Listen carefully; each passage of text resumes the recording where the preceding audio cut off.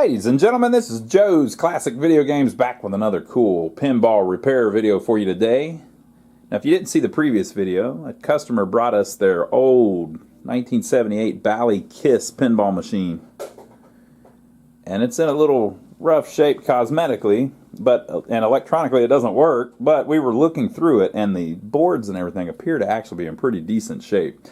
So we're going to fix this thing up for the gentleman. He wants to get it up and running again, and that's what we're going to do. So in the previous video, we kind of just showed how the condition everything was in, how we found everything, and then we put a new plug on the power cord. Everything looked like it was in the correct spot inside, and we plugged it up, and nothing. All we got was a few light bulbs working. Basically the general illumination. So we get people calling us with that all the time. Well, it still lights up, but it just doesn't play. So that's what this one's doing. It's lighting up, but it's not doing anything. So we're finally going to start working through it a little bit. So when we plugged it in, we noticed that the power switch down here in the front, underneath the front leg, had a piece of tape over the cabinet, and the actual switch didn't do anything. But it was turned on, so whenever we turned it on, the lights came on. But you don't have any way of turning it off. So I think the first thing we're going to do is work on that power switch. I have a replacement one that's pretty much a perfect fit and all that, so we'll try that. So let me pop up the playfield. We can look at that switch, take that tape off, either repair it or replace it or whatever, and get it where we have the ability to turn the machine on and off with the switch so that I don't have to keep unplugging it from the wall. And then we're going to work on the power supply because it looks like we've got some kind of problems there. So let's pop up the playfield. Alright folks, so I popped the switch out, and it's actually fine. There's nothing wrong with it at all. They just had tape over the bottom, so you got to wonder, why did they have tape on it? Probably because they didn't want a kid turning the game off to where it couldn't earn any money. So if a kid were to turn the game off, now it's sitting there dead, they can't make any quarters. So we'll put that back, but I had to take the tape off. The guy kind of wants us to leave it how it was, but with the cosmetic stuff, but I had to take that off so that we can have a way to turn it on and off while we're working on it. So I'll put that back, and then the first thing that we're going to do is work on the power supply. So I'll pull that out and put it on the bench, and we'll see if it needs anything. Okay, so if you watched the previous video, we figured out that the power supply is actually creating the correct voltages as measured on all of these test points, but the 12 volts wasn't getting off of the power supply to the solenoid driver board. So since it didn't make it to the solenoid driver board, which is above this, the solenoid driver board wasn't turning it into 5 volts, and the 12 and the 5 wasn't making it over to the MPU, which it needs to boot up. So while the power supply is working, the power is not getting from the power supply to the other boards. So why is that? Well, it's the same old problem that you always have on these. You have bad connections on these plugs that plug into the power supply. So you can see just how burnt up some of these are. Let me make it a little brighter so you can see it better. Basically the heat just damages the crap out of these. And it's not really... It's just a thing. I mean, they just do this. So we're going to have to replace these connectors, or some of them at least, and clean them up. And then we're going to have to replace some of the pins too in the connector that plugs into here. And that'll get it where we got nice strong connections on all of the voltages that go to the other boards to make them work. So I'm going to take this rectifier board loose to where we can get to the back of it, and we're going to replace some of these connectors. I'm going to see what I've got. And then we're going to make sure we've got good solder joints on every single one of these pins on the back. So I'll show you what the back of it looks like. So here's the back side of it. The solder actually, I mean, it looks bad, but it looks like it's all connected. So probably got more of a problem with the pins than the actual solder. But we're going to have to clean all this up and replace some connectors. Look at all that. Pretty wild. It's just a common thing with these. So this is the one that was used in KISS, where they use the two heat sinks up here instead of having the 3 bridges down here. It's just made a little bit differently. Okay, so let's see if we can get it a little better. That's just not gonna do. So this is after I pulled one of the connectors off. One thing that you need to make sure that you do is that you clean the top. You know, we're soldering from the other side, the back. But you need to make sure all these are clean, because what your goal is that whenever you flow the solder through on the back, you want it to flow down and basically solder this pad to the bottom of the pin a little bit. If there is a via or a via from the top to the bottom, it'll just kind of do it itself for you, because the metal will be connected. But see how some of these connections rely on the connection on the top. Like this pin will not be connected to that pin, and will not be connected over here to this pin if all of this isn't sound, right?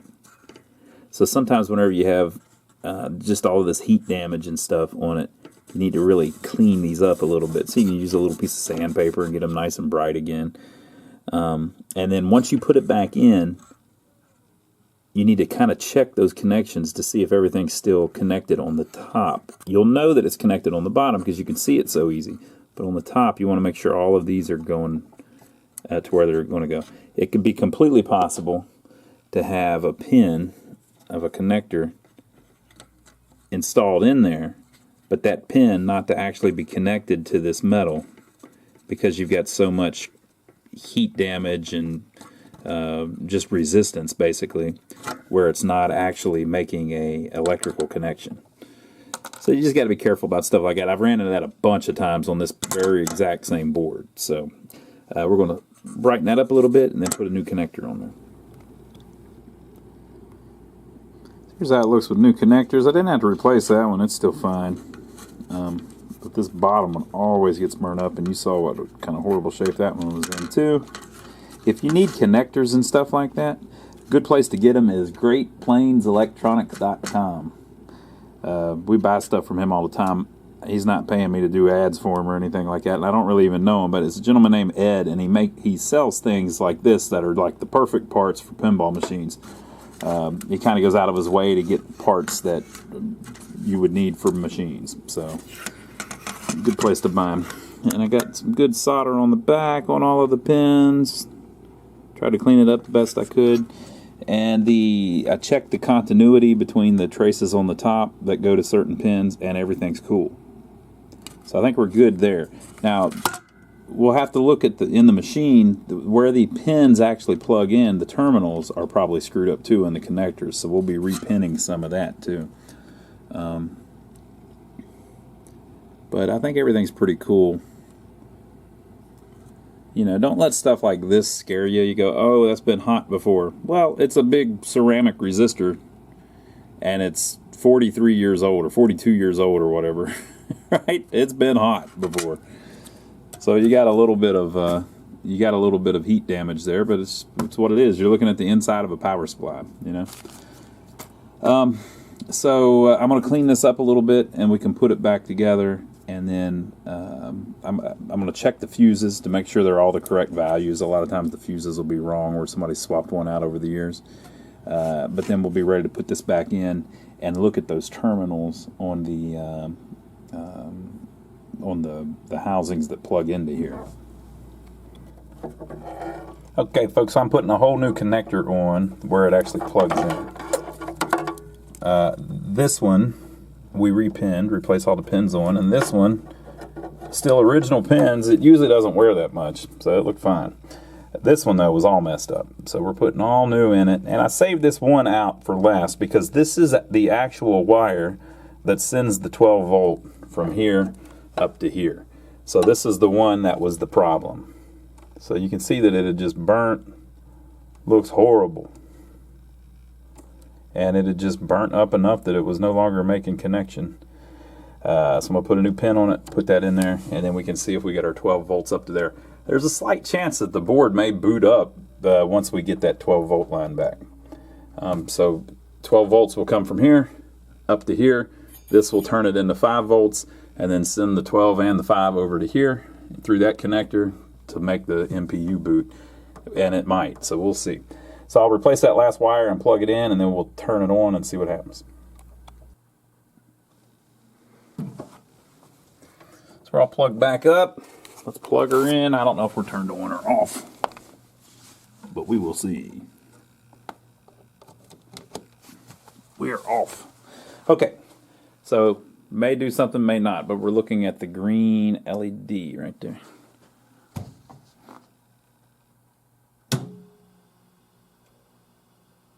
Nothing. Do we see any smoke? Any smoke? I see no smoke. Okay, so we're still pretty much where we were. All right, I'm going to go grab the multimeter, and we can check to see if our 12 volts is getting up to here. Okay, so if I check our 12 volts, we still don't have it on our test point up here. Okay. So I am checking the ground on the board and the 12 volts on this board. So we're going to leave our ground hooked up to the ground on this one, and if I check back down here at the wire that's coming out, we have 11.18. Now remember, it's regulated to 5, so that's fine if it's close. But if you look at that wire, it's been replaced. Look at this. See it? Somebody has replaced that wire, so it has been a problem before. So what could have happened is that they put it in the wrong spot, or it's not in the connector good or something. If I try to test it on the connector, I kind of get it, right? But you don't get it on the test point. So there's something going on with that connector. The wire might be in the wrong spot, something, blah, blah, blah, blah, blah. But it doesn't really matter because, oh, and by the way, when I just did that, we were still testing our ground from here. So if I test with the ground up there, and I get my 12 from down here, what I'm also testing is that the ground connection of this board is fine because I'm using the ground up on the board, right? So we've got some kind of problem with this connector here or that wire or something like that. So that would have been our next board anyway. So I'm going to go ahead and pull that out, and we'll get it on the bench and look at that. Basically, these kind of work in tandem as the power supply. So this is the transformer that creates different AC voltages, and then it runs into this rectifier board, which rectifies it to DC voltages, and then the 12 volts runs up to here on this separate board where it gets regulated to 5 volts, and then the 240 or 50 volts for the displays runs up to here where it gets regulated down to whatever you set the adjustment at. So 210 volts or something like that. We're going to lower it though. We're going to get it down to about 190 volts to help save the displays. So let me pull this board out. We'll work through it a little bit, and that should get us where we're at least getting our voltages right. Okay, so whenever the 12 volts gets up to the board, it comes in this connector right here, pin 12. And this is the test point that we've been using, so it's not getting from the connector onto the board. Or it could be that this regulator is shorted to ground. I don't know which... so that's the 12 volt input of the regulator. That's the 5 volt output of the regulator. See, it goes over to this other test point.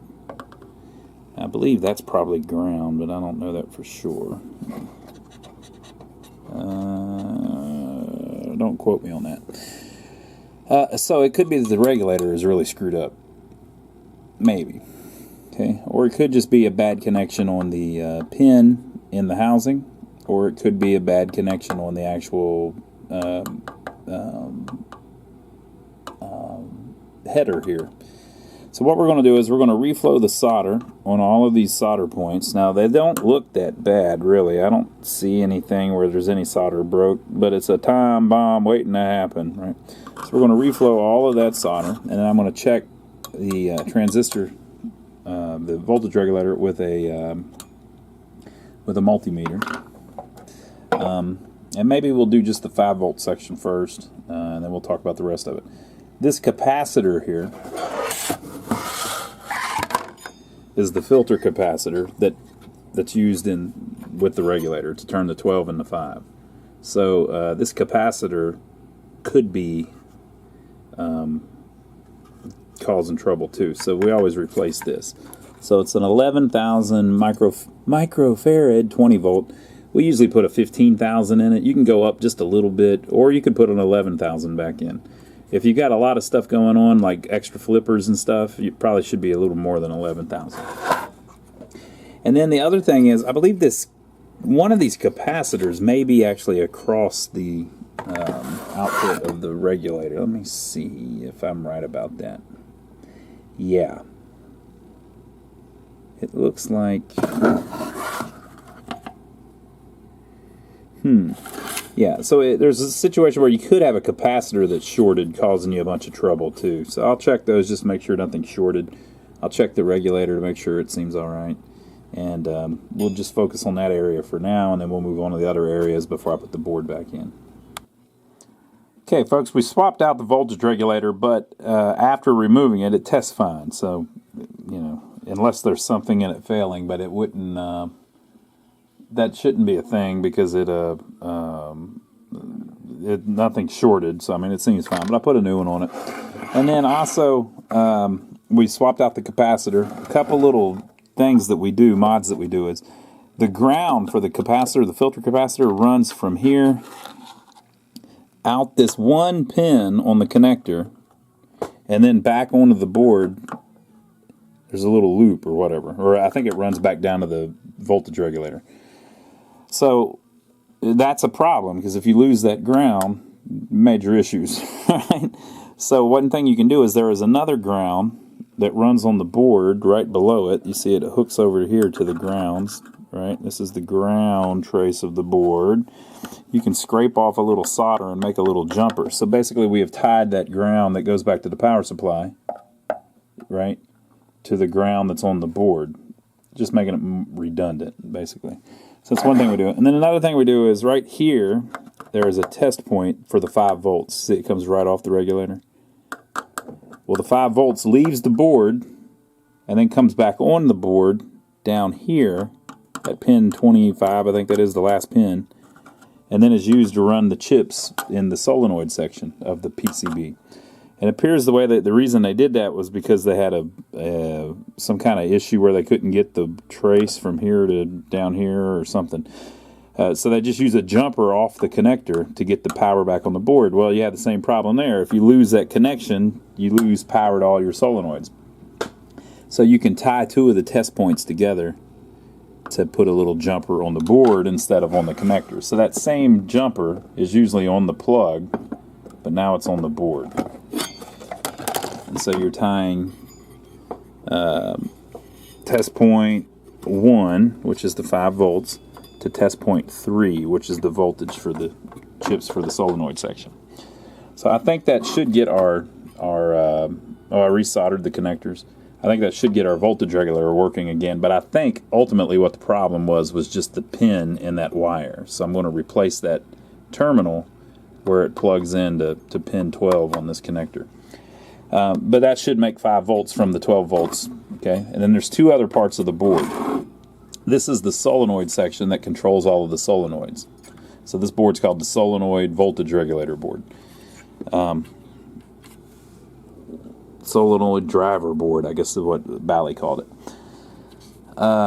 So the signals from the MPU come in on this connector and go over to this 74154, which decodes it and tells one of these 3 chips to turn on a tip 102, or I think these were tip 120 transistors. You can replace a tip 120 with a tip 102. It's just a little beefier. But basically we're going to check all these to see if any of these are shorted. If any of these transistors are shorted, replace it, but then you got to go on the playfield and find what that drives. So which one might be shorted? Very well maybe that knocker one. Remember the one down in the bottom that was all burnt up? If you didn't see the first video, we were looking at that. There's a solenoid in the bottom that is the knocker. Well, one of these transistors drives that knocker, and that thing was burnt slap the hell up. So if you plug it up, like we did, with that thing shorted, it probably would burn up the associated transistor on the solenoid board. So if you have a coil that shorts, it's now a dead short, it's probably going to harm one of these transistors. So if I go ahead and replace that coil, you know what's going to happen? the transistor being shorted is going to make it lock on again. Or if I replace the transistor and put it back in, you know what's going to happen? The coil being shorted is going to screw up the transistor. So you kind of have to do both at the same time. Now, you may have got lucky and this isn't shorted, but it very well could be. So I'm going to go through and check each one of those to see if they're shorted. So how do you do that? Well, you have a diode check on your multimeter, and you just measure between the legs of the pins and see if they're all similar. I mean, you're supposed to measure from base to collector and base to emitter, and if you get a voltage drop of between 0.4 and 0.7, then it's a good one. But it's mounted on the board, so sometimes you get slightly different readings because of all of the other things that are tied into it. So whenever you have a situation where you have 20 different things that are identical, just check this one compared to this one, and this one compared to this one. And eventually you'll find one that's off, like it's completely different than the other ones. A couple legs are shorted together that shouldn't be, or where all of these, it's 0.4 between the middle leg and the bottom leg, or whatever. You get to here, and this one, it's 1.5 or whatever. It's nowhere near right. Well, that one's probably screwed up. So you don't have to memorize what each transistor should measure, or what leg is base, what leg's collector, what leg's emitter. You can look all that up if you want. But all you really have to do, since you got so many, and they're all used for the same thing, is just compare them to each other. Find one that ain't the same, swap her out. So that's what we're going to do. So let me check that next, and then we'll talk about the high voltage section of the board that runs the displays. So I'll check all these solenoids, driver transistors, and see if any of them seem weird to me. Okay, there didn't seem to be anything wrong with any of those. They're all measuring identical. So now we're going to do the high voltage section, the last part. So that's this area. This is the flipper enable relay. It's controlled by one of the solenoids. Okay, so 250 volts, basically, DC, comes up to the board, and then is changed into a voltage that you can set with this potentiometer. But if you look, this potentiometer has been broken. So it can no longer be adjusted because the top of it's been broke off. And then if you also look, this resistor is burnt up. Very common. R51, I believe it is. Right? It's burnt slab up. So we're going to have to replace that. Usually when that burns up, it could just be because that's broke, but usually it's because this or this or this is shorted. One of those three may have died on us. This one looks funny, but that's just a heat sink that's on it. Okay, and then we have a fuse here that's kind of the wrong size. I don't know if I've got the right one or not, but I'll look and see. We've also got this resistor that looks like it's been getting some heat, but I don't know if it's messed up yet. So what I'll do is I'll look in the manual and see what those values are supposed to be, and then we can replace them. But the very first thing I'm going to do is check these three and see if any of them measure shorted. You can kind of test them in the board. If you look real close, those three right there is the potentiometer. Those three legs, that's the potentiometer. And these three are one of the transistors. These three are another one of the transistors. And then the other one is over here on the heat sink. If I remember correctly, you can't really test this one in the circuit, but these two you can. So let's see if I can do it one-handed here. We're not off to a good start. I already dropped the probes.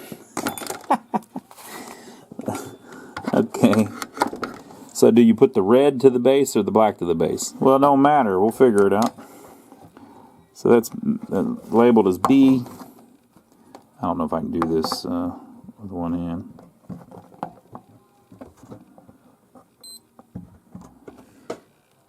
.5. So you see what I'm doing there? I'm putting the red one on base, and then the black one I put up here, but I was really putting it there. See how they're connected? I'm just doing it because it's easier with one hand. Okay, and then same thing. We'll do red here because that's connected to the base. So that one's shorted. So does that mean that that transistor's shorted? Probably, but it could be this transistor. you can't really tell. You got to take them out because these two are connected to each other. So if this one's shorted or that one's shorted, they'll both measure shorted. So I'll remove this one, and then we'll test it out of circuit, and we'll test another one. We'll test this one with this one removed and see if they both seem shorted, and then we'll check with this one. But we got issues with the high voltage for sure. All right, so I checked everything out. This transistor is just fine. Both of these 2N3440s were blown. This one was shorted. This one was open, which is weird. Usually they don't go open. The resistor is a 22K half ohm. It was burnt to a crisp because this had shorted. Everything else was in spec, including the two diodes, right, and this resistor. The potentiometer is a 25K. We replaced it. And then this fuse was the whole problem. They had the wrong fuse in it. They had an 8 amp fuse in it. So it had an 8 amp. It was supposed to have a quarter amp. 3/16 of an amp. It's supposed to have 3/16 of an amp. It had an 8 amp. That's not even close, people. That's way off, people. Come on, people. Come on now. You can't do that. Come on, people. You can't do that. Come on. Come on now, people. That's not... people, come on. Why would you... Come on. Come on, people. Why would you do... Come on, people. Okay, folks, so we got it back in. I've got the heat sink a little crooked. I might have to straighten that out. We got it back in. Now we're going to test it and see what it does. I'm going to look for two things. Basically, I've unplugged all the displays because we don't know what in the world that high voltage section is going to do. I checked it earlier whenever we had it on, and we had 255 volts on both test points, so it wasn't regulating. So it was sending 255 volts to the displays. That's too much. It'll burn them up. So we're going to check two things. We want to see if that fuse is going to blow, which since it's the right fuse now, it should blow if there's a short on that. And then we want to see if we ever get our 12 volts over here and get the MPU to start booting, right? So we're trying to fix the 12 volt problem and see if the fuse blows. Okay, so the fuse did not blow, and the LED is locked on. But we finally have the LED, so that's telling us that basically we have 12 volts over at the board. So let's check here on the board like we did in the very first video. Oh, well, good Lord Almighty. You'd think I'd use the ones with the clips. I've got them in the other room, but... Okay, so let's see what we got here. We got 4.78 volts at the board. Okay. And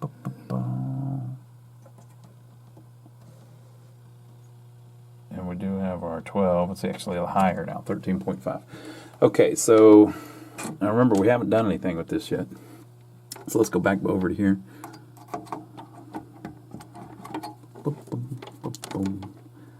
I also disconnected all of the solenoid drives, grounds. Let's check our high voltage here. We're at 165. Up here we're at 255 coming in, 165 going out. So we can adjust that up with the potentiometer. So I'm going to adjust it up to about 185, something like that. They run on 210, but that's a little high. You don't really need them. I think they actually run on 190. I may have that wrong. But anyway, I like to have them 180, 185, something like that. 165 is a little bit too low. But the lower you run them and they still work, the better, because the glass will last longer. Okay, so let's check our 12 volt that we had the problem over here with. Okay, so now we're at 13.8 coming in. So we finally got it on the board. And then our regulator is making it 5.08. That's perfect. So why do we have 4.6 over there, or whatever it was? It's because this connector here probably needs reworked. So we haven't even messed with that yet. So that's the connector that the voltage comes in on. But we have the power supply making the power. We have the solenoid board regulating like it's supposed to and doing its thing. And we finally have the 12 volts over on our MPU. So, our power supply is up and working. So I need to adjust that voltage up a little bit on the displays. I'm going to leave them turned off for now, though, until we get the MPU working, or trying to boot.